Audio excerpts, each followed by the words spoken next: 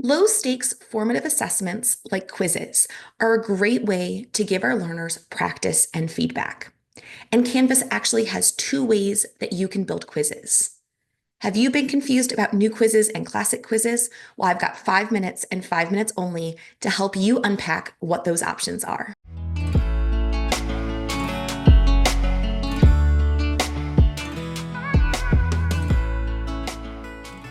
Canvas has two versions of what they call quiz engines. One is new quizzes and one is called classic quizzes. And like the name suggests, new quizzes was released more recently and aims to provide a more modern interface. Currently, both tools are supported by Canvas, but Canvas is continuing to release new features in new quizzes only. There are several differences between the two engines. But as an educator, one of the biggest differences between the two that you'll likely notice is the user interface when you go to build a quiz.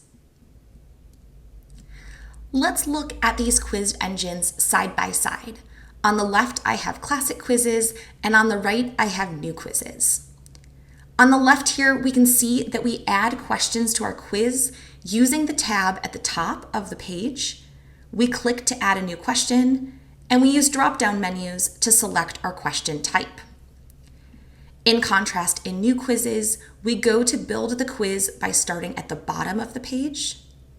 And once we're in the builder, we use the circle with a plus icon to add new questions and select from this menu. That brings me to a second big difference. Both engines have many of the same question types, but some do differ. For example, in new quizzes, we have the option to add new question types like categorization,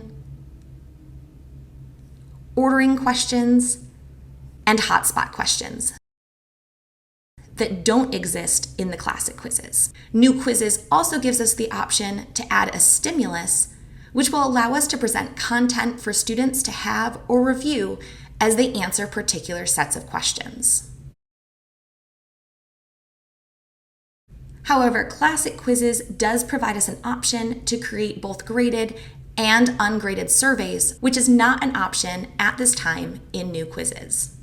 So while the builder and the question types may look a little bit different between classic and new quizzes, both tools let us add response options. Both tools let us mark answers as correct, assign points to questions,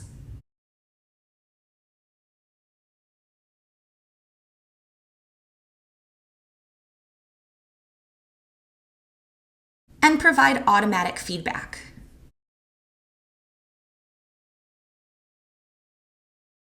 New Quizzes also has introduced a few accessibility tools, like the option to allow particular students to have additional time for quizzes across the course if they've requested that accommodation.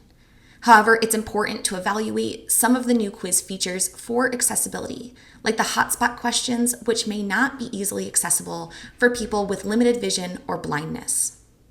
There are additional differences between the two engines, but here, in less than 5 minutes, we've covered the major differences that you're likely to encounter. Join us on the last Friday of July 2025 for TLC Tech Time, where we will further explore how to build quizzes in each of these engines, or reach out to the TLC for more information. And in the meantime, whether you use new or classic quizzes, giving your students low-stakes ways to get feedback and self-assess is always a win.